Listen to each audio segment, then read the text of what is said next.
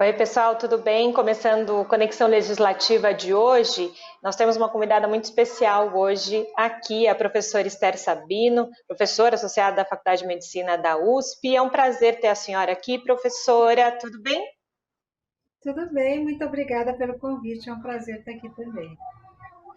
Para a gente também é um prazer, e para quem está em casa e não sabe, a professora Esther é uma das grandes pesquisadoras aqui do Brasil e está envolvida no sequenciamento brasileiro do genoma da Covid-19, né? E nesse momento em que todos os olhos se voltam também para as pesquisas e para a Covid-19, é um marco esse sequenciamento, né, professora?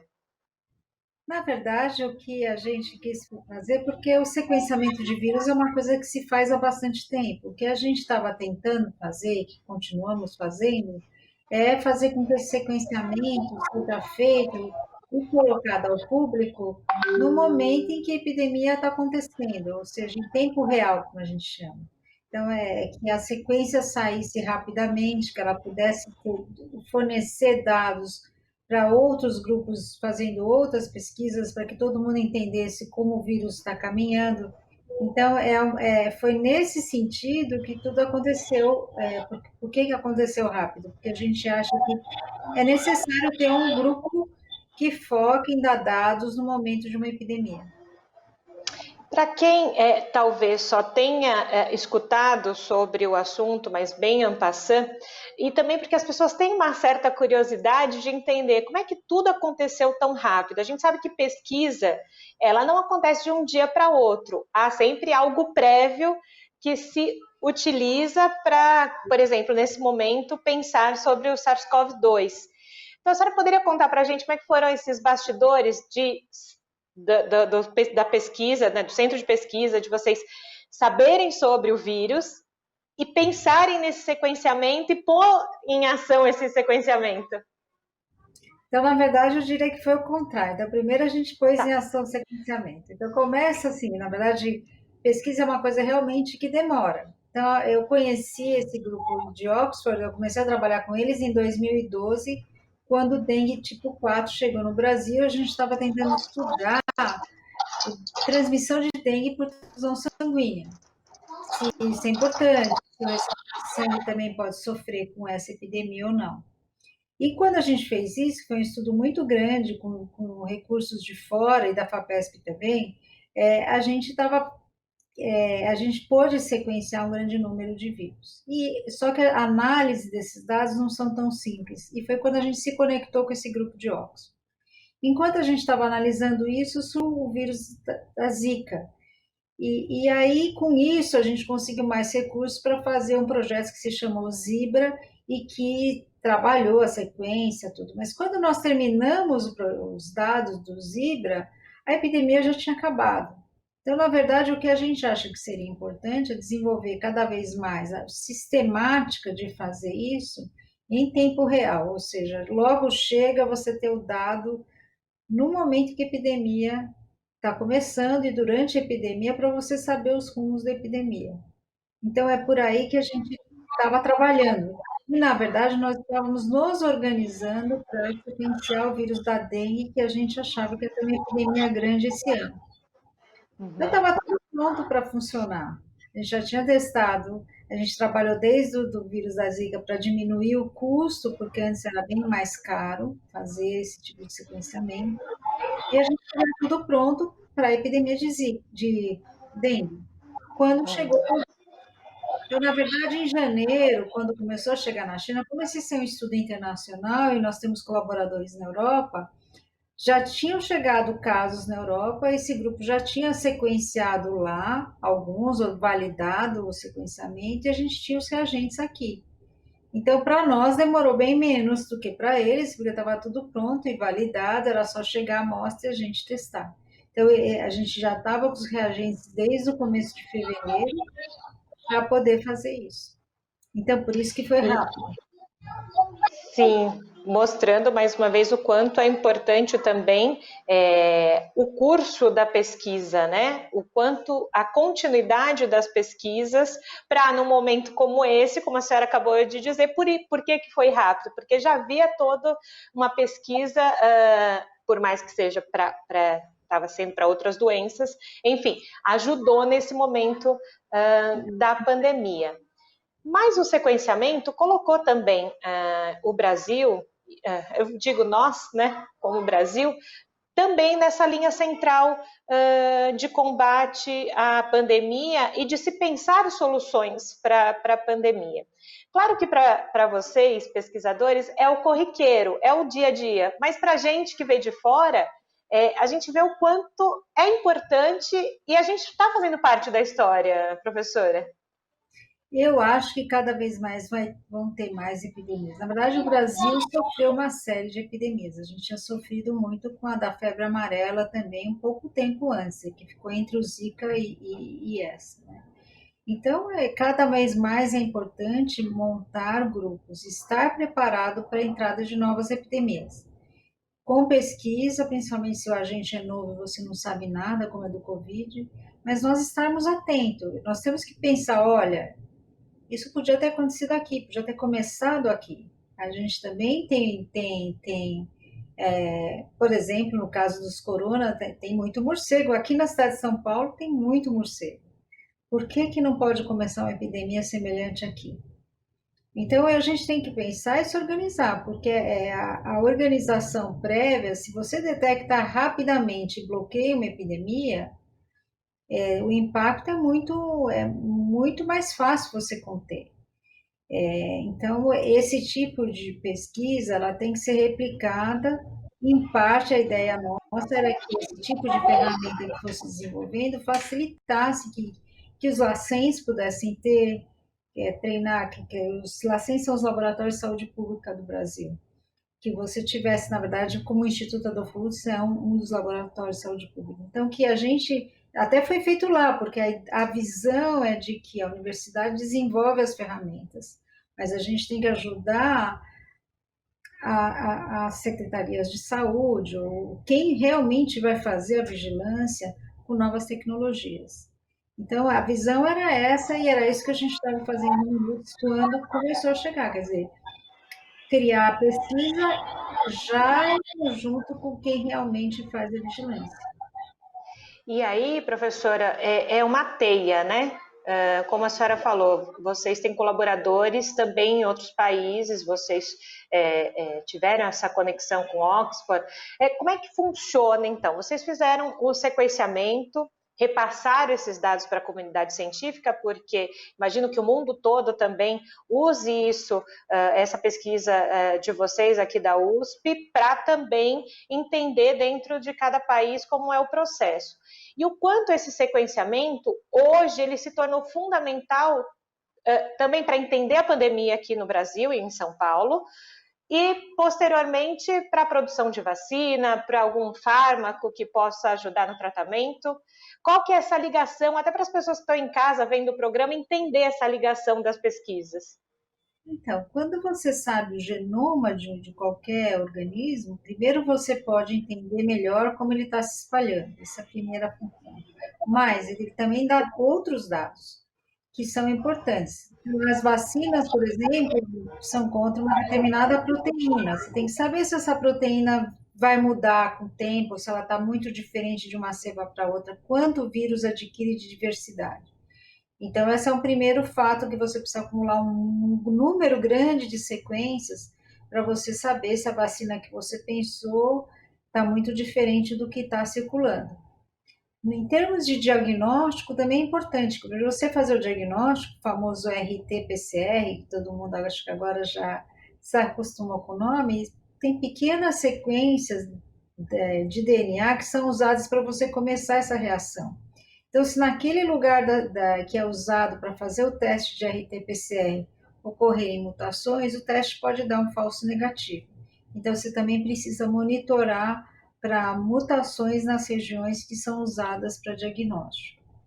Outra coisa também que se torna importante é no momento se você tem algum agente, alguma droga, algum medicamento antiviral, que ele age em alguma proteína do vírus, essa proteína pode mudar e aí o vírus fica resistente ao seu medicamento.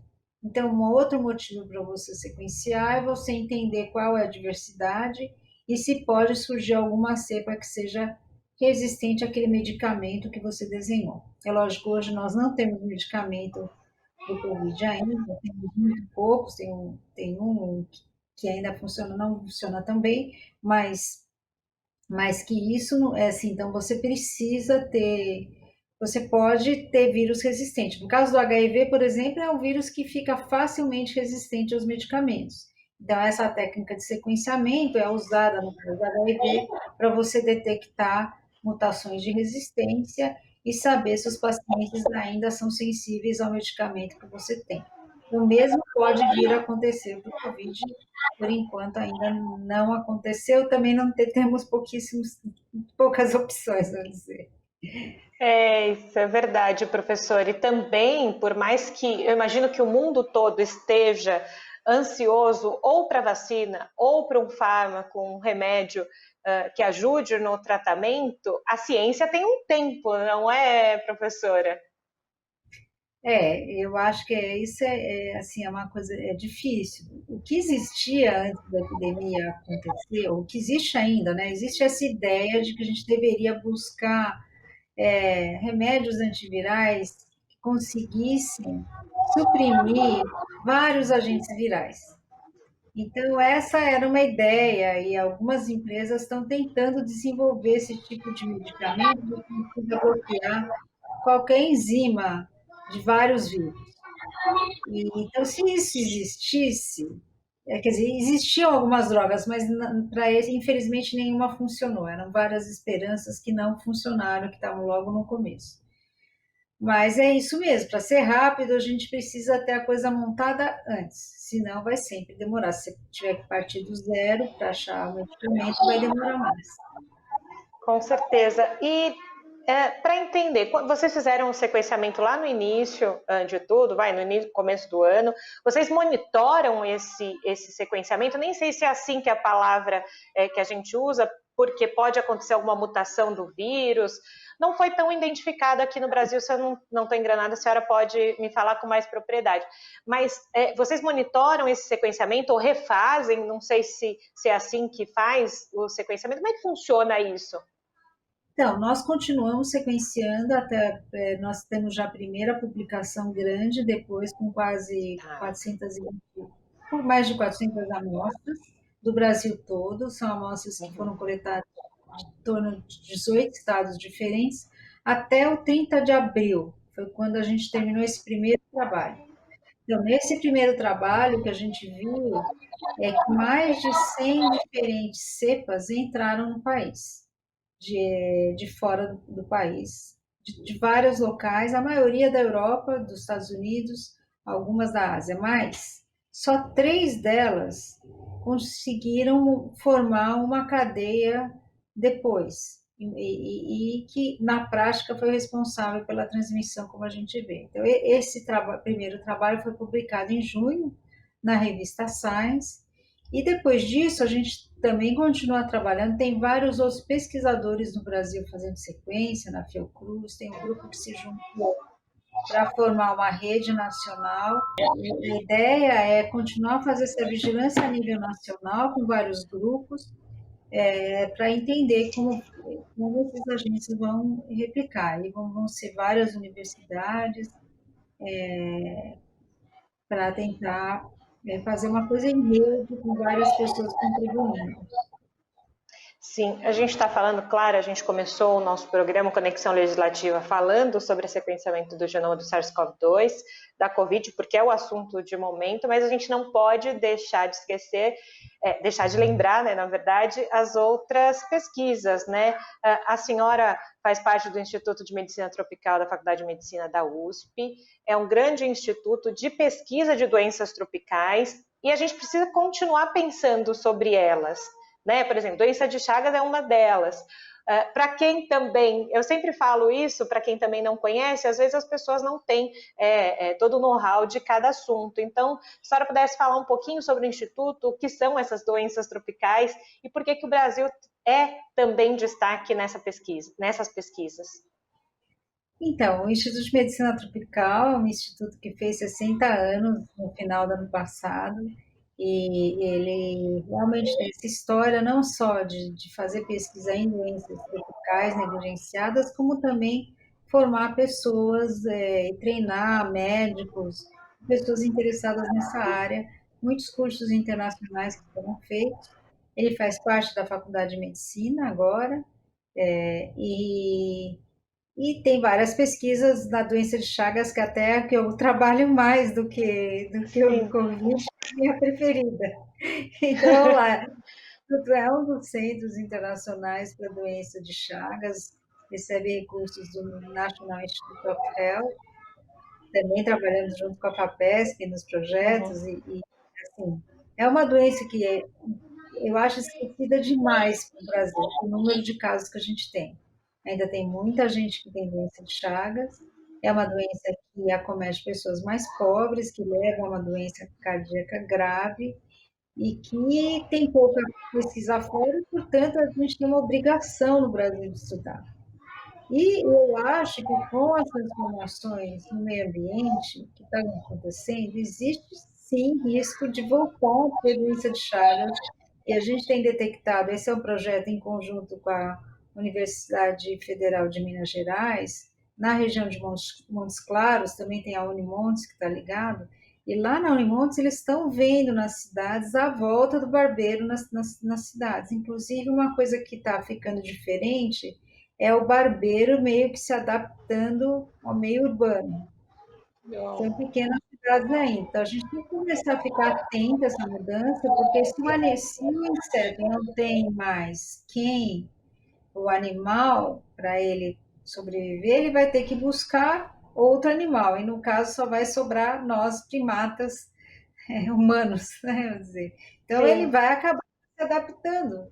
E eu acho que isso está acontecendo. Então, são várias questões que a gente está vendo, que a gente precisa estar cuidado, do que eu falo. A gente tem que começar a cuidar do meio ambiente junto com a saúde. Na verdade, já existe até uma visão mundial de que você tem que chamar One Health, ciência única, Uhum. em que a doença do meio ambiente, a doença veterinária dos animais e os humanos juntos. É uma Sim. coisa só, porque a alteração dessa estabilidade vai levar a doenças para a gente.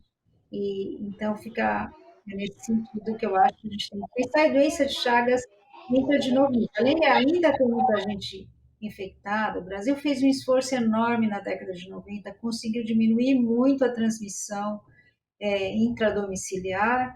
Infelizmente, o que a gente está vendo é que aos poucos o barbeiro está voltando, uma outra espécie está começando de novo o ciclo que a gente tinha conseguido controlar.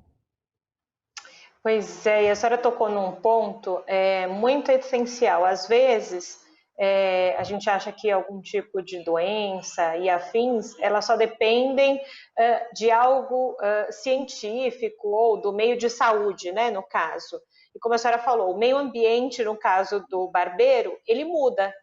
Você começa o desmatamento, né, as queimadas, enfim, ele sai do ambiente normal dele, entre aspas, e vai para a cidade. E a partir do momento que vai para a cidade, talvez se prolifere ainda mais. Então, assim, tem uma ligação cuidar do meio ambiente, tem uma ligação cuidar dos outros aspectos da sociedade que vão impactar na saúde, né, professor? E às vezes não fica tão claro isso, né? E isso que a senhora trouxe para a gente é preocupante.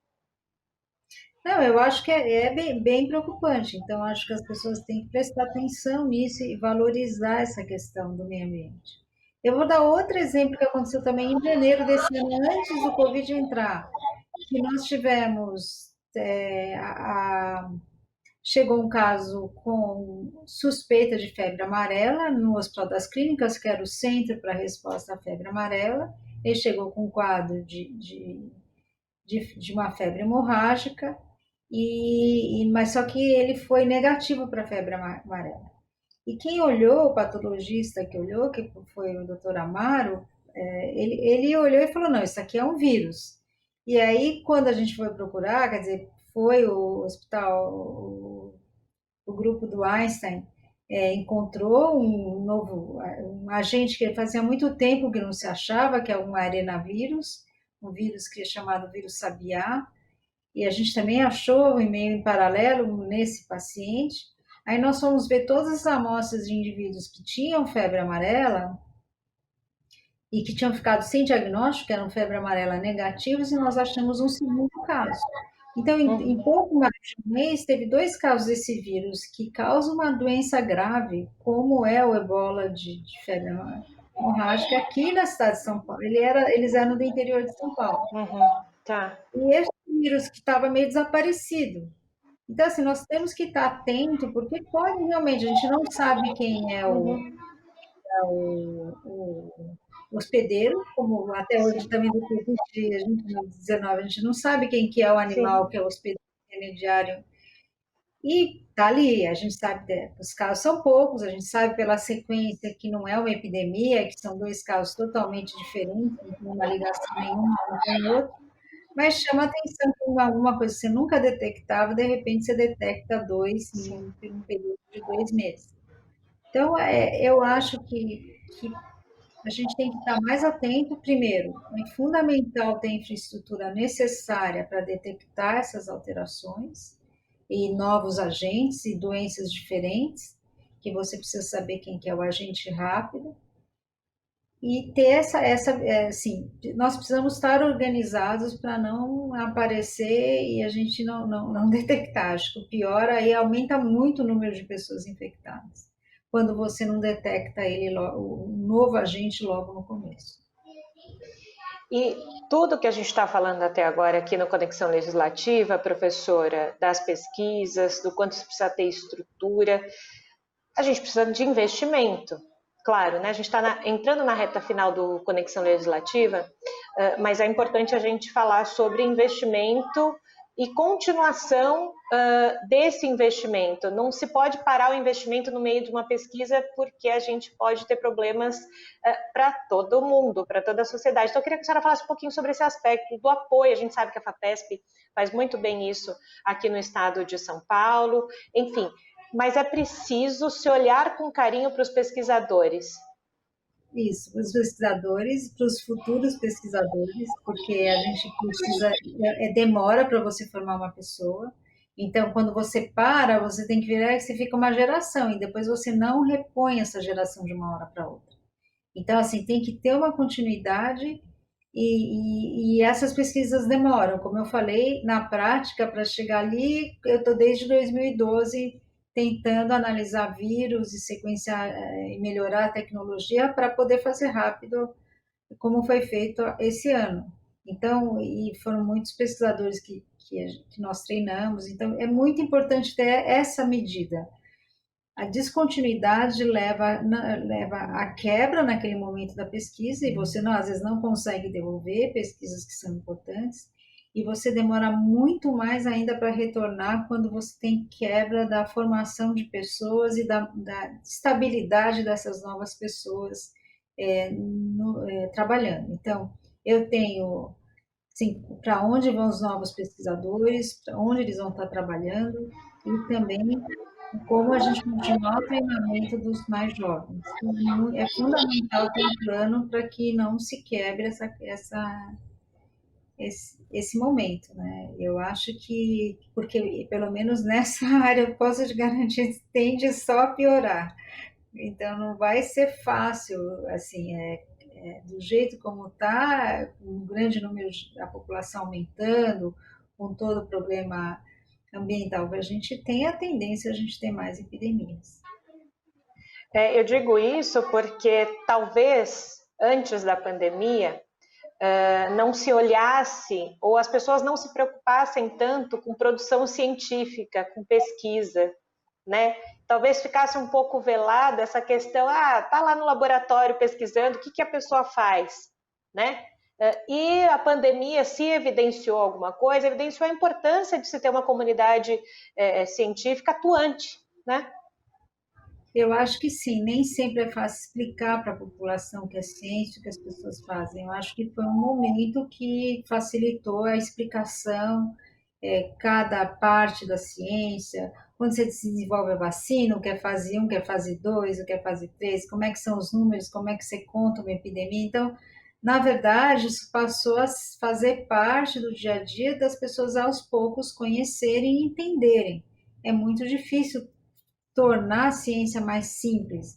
Mas quando você tem um problema que você vai aos poucos, todo dia falando um pouco, eu acho que isso foi muito importante nessa epidemia, que chamou a atenção e a gente pôde conversar, e também chamou para os cientistas a importância da gente estar falando, explicando e mostrando para a população o que é, e qual é a importância e por que a gente precisa desse investimento.